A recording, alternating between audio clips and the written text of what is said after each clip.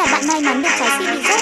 Và còn một giải nữa, giải tiếp theo sẽ nhận FC một trái V5 nha. Nếu mà lên hơn 30 người đăng ký kênh nhớ thì sẽ được trái V5.